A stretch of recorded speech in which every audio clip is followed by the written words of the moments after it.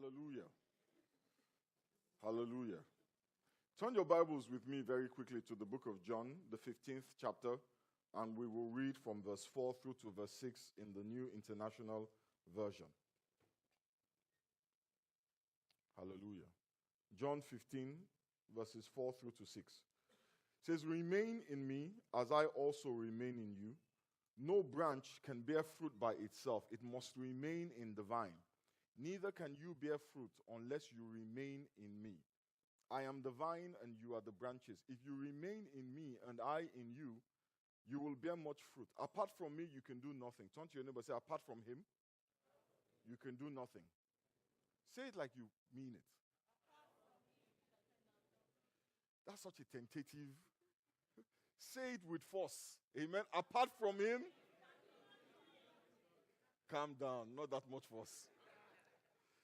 Verse 6 says, "If you do not remain in me, you are like a branch that is thrown away and withers. Such branches are picked up, thrown into the fire, and burned." This morning I am preaching a sermon that I have titled Branches. Amen? Turn to your neighbor and say, he's talking about branches. Really quick, in the second service, I won't be speaking in the second service. We've got a guest speaker this morning, Prophetess Francina Norman. She's been here a couple of times, and she will be with us in the second service. Amen? So if you want to wait behind after for the second service, please, we will not chase you away. Amen? So Jesus Christ, talking to his disciples, he said to them, "Remain in me," or abide in me. In these verses that we have just read, he is saying to them that their ability to be fruitful, let's not even use the word fruitful because fruitful can sound a bit super spiritual. Their ability to be productive, their ability to achieve, their ability to succeed was dependent on whether they remained or abided in him. Their ability to achieve what God had called them to, their ability to fulfill the desires of their heart, their ability to touch the things that they desired to touch, to see the things that they desired to see, to get to where they wanted to go from point A to point B as they desired in their hearts. He said that ability was dependent to the extent that they were remaining or abiding in him. Amen? Now that is powerful in and of itself. But what was even more profound for me in these verses was what happens when they do not abide in him, when they get disconnected from him. In verse 6, he says, "If you do not abide in me, you are like a branch that is thrown and that is cut off and withers." For a minute, let us look at what it means for the branch of a tree to wither. In very simple terms, it simply means that the branch dries up. Amen? It gets drier and drier until there is no life left in it, and the only thing that it is useful for is to start a fire. And what Jesus Christ is saying in this verse is that when we are disconnected from him, we start to feel a dryness in our souls. When we are disconnected from him, not only are we unable to achieve, and the reason why we can no longer achieve is because we're no longer connected to the power of God. But it's not just about achieving. It's not just about success. It is about a dryness. And many of us will testify that we have experienced that dryness. And we are experiencing that dryness. And the reason why we are going through that dryness is not because there's anything wrong with the gospel. It's not because there's anything wrong with your church or your Christianity. The reason why you are going through that dryness is because you have disconnected from Christ. And what you will notice when you're going through this period is that the amount of conflict that you find yourself in will start to increase because your temper gets shorter. Amen? Your patience reduces. Forgiveness becomes very difficult. The level of lust will start to rise. Our flesh and our ego start to become very dominant. They start to rear their head more than usual. Our emotions start to lead us. Amen? Instead of the word of God. We are more easily hurt when we are in this place. And the reason is because we have become dry. We become more carnal, less spiritual, and then we get even more frustrated. What I even found out is that physically we start to even get more and more tired, quicker and quicker. The Bible says, I can do all things through Christ who gives me strength. My ability to do all things is dependent on my connection to Christ. And when I am disconnected to Christ, I no longer have access to his strength. When I'm disconnected from Christ, I no longer have access to all that he has available to me.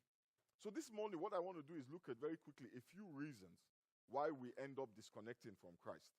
There are 4 main reasons why most people will disconnect from God. The first reason is what I call the prodigal son syndrome. Let's turn our Bibles very quickly to Luke chapter 15. I'll read from verse 11 to 14. Luke 15. Jesus continued. Said, there was a man who had 2 sons. The younger son said to his father, Father, give me my share of the estate. So he divided his property between them. Not long after that, the younger son got together all he had.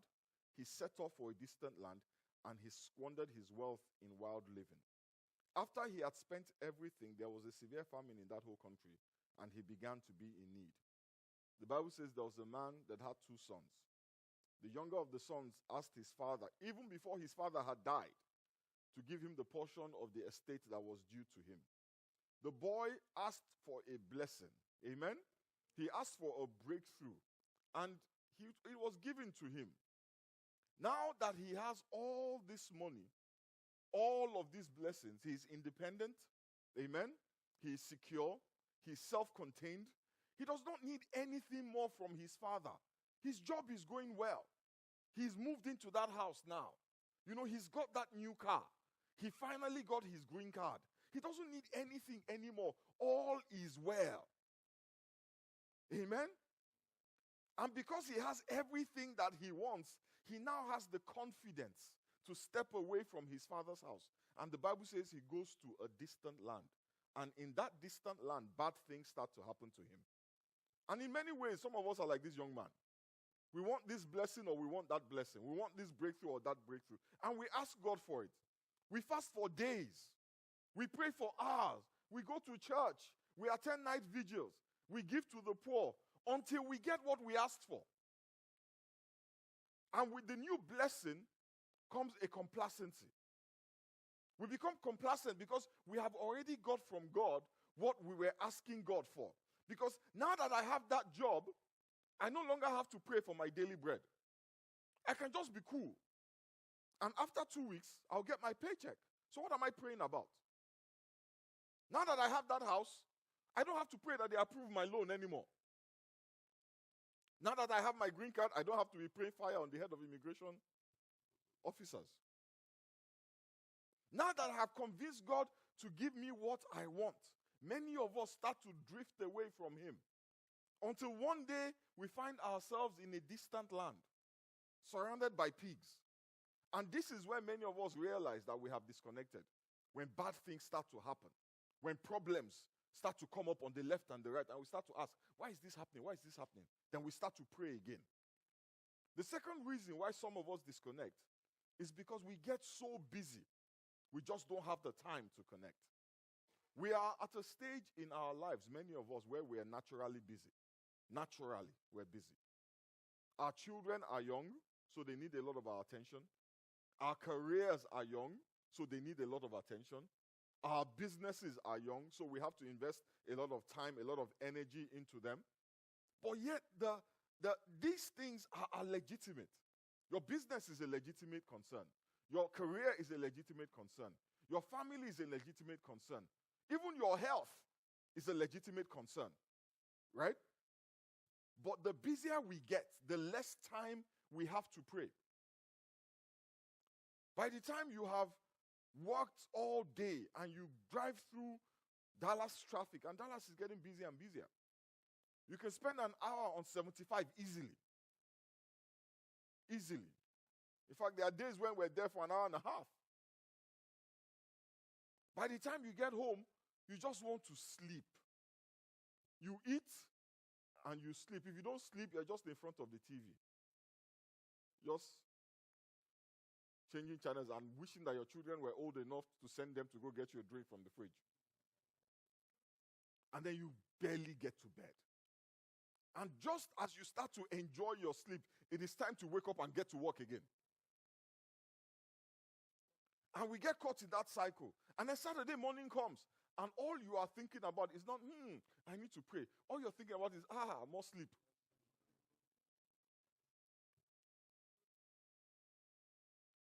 But legitimate, yes.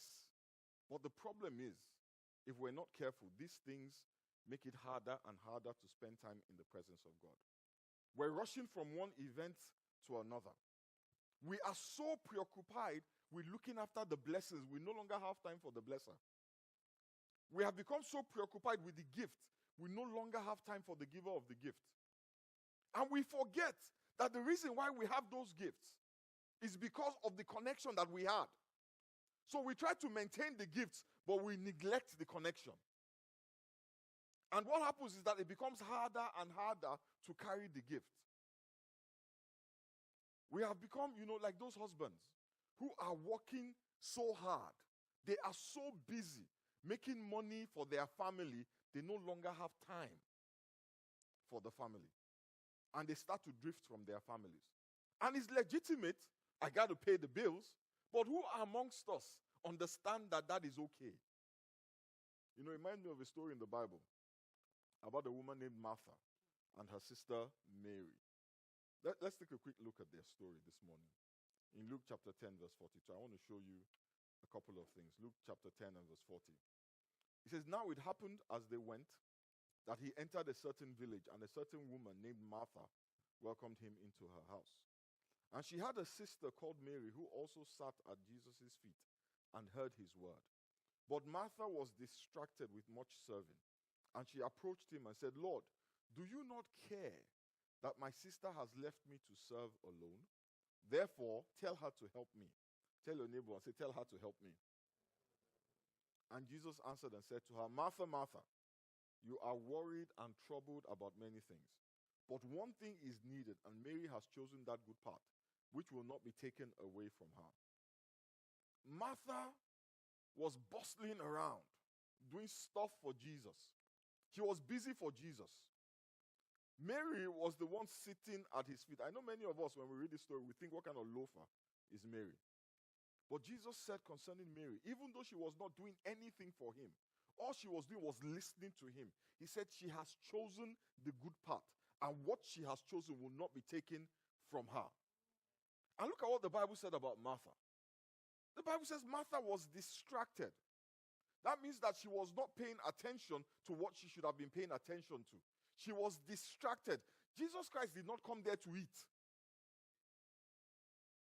He came to fellowship.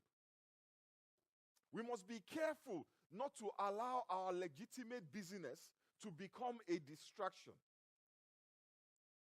When it becomes a distraction, it will disconnect us from the presence of God. If you do not have time for God, if you're too busy for God, you're too busy for life. The third reason why people disconnect is because they feel sometimes that God has let them down. There's a story in the Bible about a man called Elijah. The Bible tells us how Elijah got into a confrontation with the prophets of Baal. And Elijah called down fire from heaven. And the fire consumed. An impossible miracle happened in that incident. Because Elijah, and the thing about Elijah was, these days we spend hours, weeks fasting and praying. Elijah didn't do any of that. He just said, Lord, send fire from heaven. And the Bible says fire came down from heaven. But after that powerful incident, you will think that Elijah would be on a perpetual high. You will think that he would just be coasting on the love of God. But look at what happens in 1 Kings chapter 19. Verse 2. So Jezebel sent a messenger to Elijah to say, may the gods deal with me, be it ever so severely, if by this time tomorrow I do not make your life like that of one of them. She was talking about the prophets. She was threatening him that I will deal with you severely. In the same way that you killed those prophets, I'm going to kill you. The Bible says in verse 3, Elijah was afraid and he ran for his life. How do you just call fire down from heaven, kill hundreds of idol worshippers, and one woman threatens you, hell hath no fury like a woman scorned. Maybe he had heard that. And he ran for his life. The Bible says when he came to Beersheba in Judah, he left his servant there, while he himself went a day's journey into the wilderness. He came to a juniper tree. He sat down under it, and he prayed that he might die. I have had enough, Lord, he said. Take my life. I am no better than my ancestors. How do you go from such a great victory to sitting under a juniper tree, feeling sorry for yourself, wishing you were dead? Asking what is the point of all that you have done and all that you do. After Elijah had killed the priests of Baal, he had an expectation that somehow everything would be okay. After all, did God not send him? Did God not speak? But instead, Jezebel is still on the throne, and now she wants to kill him. So he runs away. And because he's so disappointed with God, the Bible says he left his servant and he went into the wilderness. The wilderness is a place of dryness. It's a desert. There is no life there. And he finds one measly juniper tree. He sits under it and he starts to moan and whine. And like him, many times we get disappointed with God when we pray for something and we don't get it. And that disappointment festers. And eventually it kills our connection with God. Every time I'm disappointed because God did not do what I expected him to do, I am confronted by a scripture. It says, while I was still a sinner, Christ died for me. Through the death of his son, God has proved his love for me. The reason why we get disappointed is when we do not get what we want, we start to question the love of God. We start to question our faith. We start to question our Christianity. We start to question the godness of God. And once we get into that position, many times we get disconnected because we do not actually sit down and read what the Word of God says. And that is the challenge. That is the problem at the root of many of our disappointment. A lot of what we call faith is presumption. Our faith, the Bible says, comes from hearing a word from God. Many of us have not heard anything from God. We've read a bunch of stuff on Facebook. We have aunties who send us WhatsApp messages with verses of scripture pulled out of context. Amen? Some people even send us things that are not scriptural. But you know what? They sound scriptural. Just toss in one thou, and you think it was copied from the King James. Put quotation marks on it, and it sounds like something Elijah may have said. And those are the things that we hold on to. But every one of us has a copy from Genesis to Revelation. And if you do not want to read a paper copy, you have YouVersion on your smartphones. All of us have Instagram on our phones. We have Facebook. Some of us have Snapchat. Or is it Snapchat. I know the difference. I'm just messing with you. But we do not have Bible apps on our phone. When we wake up in the morning and we grab our phones, the first thing that we open, Facebook or Instagram or Snapchat, what's going on? And without realizing it, we will spend 45 minutes going through everybody's feed. But our Bible won't open it. So we have this impression about God that is not true. And God is not committed to backing up what was said on Facebook.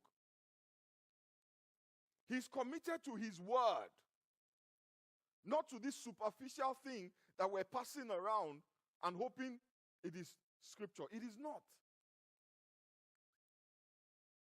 Read your Bible. God has proved his love for us. If he does not give you what you want, then it must be because of his love for you. You know, there are many times I don't understand why God says no. Because I feel like I know what is right for me. I'm an adult. But I realize I cannot know more than God. And if you understand who God is from the scriptures, you will submit to the sovereignty of God. Let me rephrase that. You will love the sovereignty of God. You will appreciate the sovereignty of God. The Bible says he sees the end from the beginning. You cannot believe how short-sighted you are. You can't believe it, I tell you the truth. Just live as long as I have lived. And you will realize there's some things that you begged for, that you cried for, that you fasted for. 10 years later, you thank him for not giving it to you. There's so many things in my life now that when I think back, I'm like, thank you, Jesus. There was something I fasted for 21 days. 21 days I didn't eat. Amen? I prayed every prayer in the Bible. I did praise and worship to the point where heaven was like, calm down. I got prayer partners. Yeah? We stood in agreement. We danced in agreement. What didn't we do? And God was like, no. 7 times I tried. God was like, no. Today, as I stand before you, I can give God everything I have in gratitude for that no. So I have learned that when God says no, it is not to punish you. No matter how painful that no may be, it is because he sees things you cannot see. The Bible says on our best days, we see in part and we prophesy in part. But when we are with him, we will see completely. I cannot know more than God. And the only reason why I can say that to you is because I read my Bible.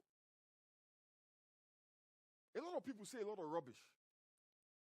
And they say it with different motivations. People will tell you rubbish just to make you feel better. They mean well. But it doesn't change that what they're telling you is rubbish. You know, the Bible talks about a group of Christians. They call them Bereans. It says they were honorable people because no matter what they heard, no matter who said it, they went back and they checked it. My problem with this generation, we doubt everything, but we don't verify anything. We just doubt. And the basis of our doubts is our common sense. Yet the Bible says we don't know as we ought to know. You know why we don't know as we ought to know? Because we rely on common sense. And common sense is the product of environment and culture. So we find out that without realizing, we all think alike. And we think because we all think alike, what we think is right. Finally, the last thing that causes that disconnection between God and us is sin. Sin. But not sin per se. The effects of sin. The effects of sin on our conscience. In Romans chapter 6 verse 23, the Bible says, "For the wages of sin is death, but the gift of God is eternal life in Christ Jesus our Lord." I want you to do me a favor, just going back to the last point. Anytime anybody sends you anything, anytime you read anything that sounds remotely scriptural, I want you to do me a favor. Take those words and put it in your search engine. Amen? Google, Bing, whatever. Yeah? And find the original scripture from whence it came. And read the chapter that scripture is a part of. Amen? Anytime you see anything that sounds profound, investigate the source. Because it sounds profound doesn't mean it is profound. You know, I was in a church once and we had a guest minister come to the church. And for 45 minutes, that was the worst 45 minutes of my life. 45 minutes that I wish I could take back. And all this man said for 45 minutes, God will make you an amazement and a wonder. In 45 different ways. He will jump up. He will do the backslide. He will do jazz hands. All while saying God will make you an amazement and a wonder. And the folks in the congregation were eating it up. They were going crazy. And my wife and I were like,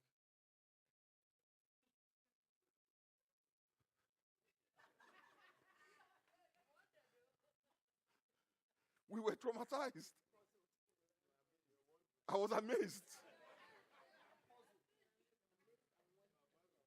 I saw another service on TV. Man of God passed away recently. And throughout the service, this is what they did. Somebody was on the drum doing doom, doom, doom. The whole service, and he had the congregation do this to the beat, doom, doom, doom. And he said as they were doing this, they were pushing away their enemies. When it was time for offering, they brought the offering to the stage. It was like snow. It was covered with money. Because people have itchy ears. They would rather be titillated than educated. They would rather be excited than informed. I did a sermon series one time on Matthew chapter 5, the Beatitudes. One pastor came and said, Pastor Femi, that thing you're preaching is broccoli. You know, you're preaching vegetables. Nobody likes broccoli. Give them some ice cream. He told me, he said, give them some ice cream. I was traumatized. I was like, again like this. Because I'm thinking to myself, how can we not care about what we ingest into our souls? The Bible says, guard your heart with all due diligence, because out of it flows the issues of life. I want you guys to be Bible readers. When you wake up in the morning, before you get on Instagram, on Facebook, on Snapchat, on whatever social media platform you favor, spend 20 minutes reading your Bible. Some of those things, it will change your life. By the time you see somebody lying on social media, you wake up and you hate your life. Because they've lied to you about what they don't have. You know, I'm not sure how many of us realize this. Romans chapter 6 verse 23 says, for the wages of sin is death, but the gift of God is eternal life in Christ Jesus. Death does not, when you see death in the Bible, it is not always speaking of a physical death. It is talking about death from the perspective that it is a separation from God. And what this verse is saying, that the result of sin is that we are separated from God. Listen, I want us to be clear. Sin does not separate us from the love of God. The Bible says nothing can separate us from the love of God. But the guilt that we feel in our hearts from unrepented sin can separate us from the felt presence of God. And when we no longer feel his presence, when we're no longer confident of his presence, irrespective of what the Bible says, many of us will depart from his presence. You know, we indulge in a bunch of things that the folks in the world will tell you is perfectly acceptable. You know, we tell lies. We indulge in porn. We do mean things to each other, and the world validates us. The world tells us that, yeah, it's okay. But the word of God corrects us. The Holy Spirit corrects us. Our conscience corrects us. Church will correct us. So we tune out those voices, not realizing that what we are doing is tuning God out. We separate ourselves from the voice of correction, not realizing that we're separating ourselves from God. So the pastor comes and tells you not to sleep with someone you're not married to, and you call him a hater. He doesn't want you to shine. The pastor comes and says, don't lie on your resume. He says he doesn't want you to be great. So you find a church where they tell you, shine on. But what you don't realize is that you have separated yourself from God. I was talking to Simi the other day. You know, we're talking about what God said. You know, how God was chastising her, correcting her. And I'm like, isn't it amazing that God will chastise you and correct you? But some people, God never chastises them or corrects them. Never. They've never heard God say what you're doing is wrong. And if you dare tell them, they will accuse you of judging them. But you see, that voice of correction, many times it's the voice of the Holy Spirit. God is more interested in who you become than what you have. Because there's nothing you have that you will take to heaven.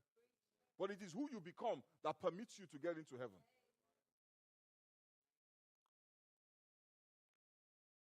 All these stories, I'm done now. All these stories tell us the same thing. They are telling us the same thing. We disconnect from God when we stop doing the things that keep us in Him. When we stop praying, when we stop worshiping, when we stop spending time in His presence, meditating on His word.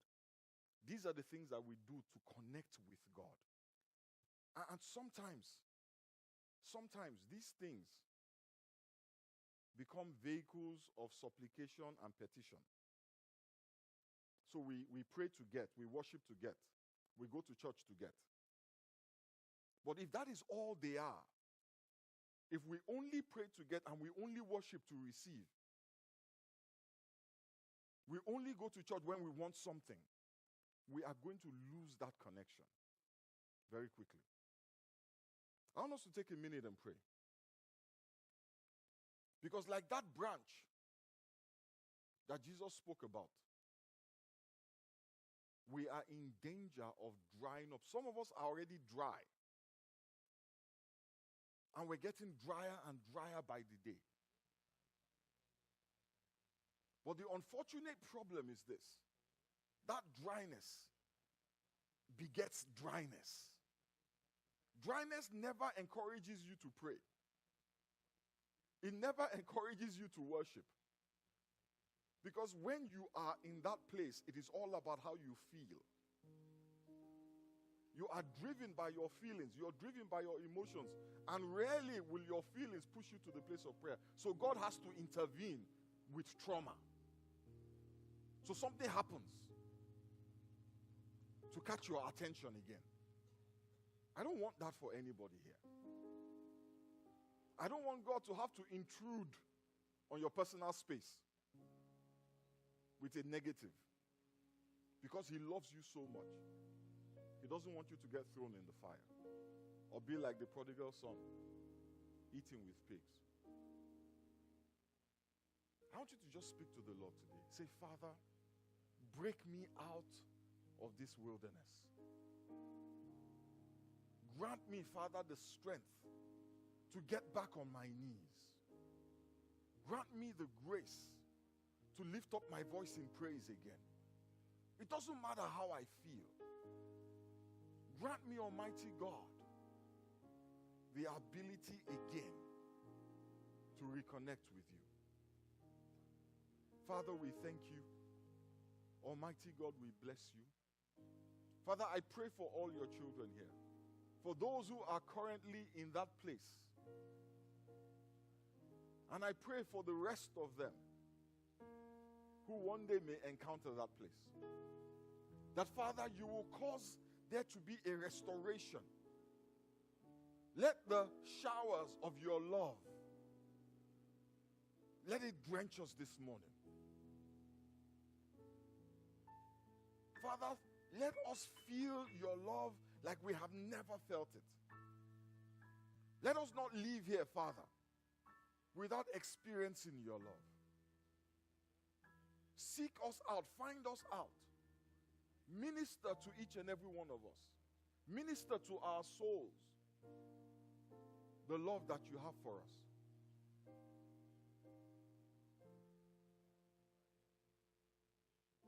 Restore, Father, the joy of our salvation.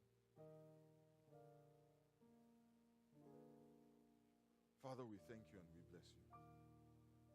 Almighty God, we give you praise. Father, I ask in the name of Jesus that in your love and mercy you will intervene. The Bible says there was a woman with an issue of blood who stretched out her hand and touched the hem of your garment. And because she did, virtue flowed through you and stopped the dissipation of life. Father, we have more than the hem of your garment. We have you. We have your spirit. We have your word in a way that she did not have. We ask that, Father, you will help each and every one of us to reach out and touch you. Draw us, Father, by your spirit to you. Restore us, O God. Father, we give you praise and we give you glory. In the mighty name of Jesus, we have prayed. In the mighty name of Jesus, we have prayed. Amen. Praise the name of the Lord.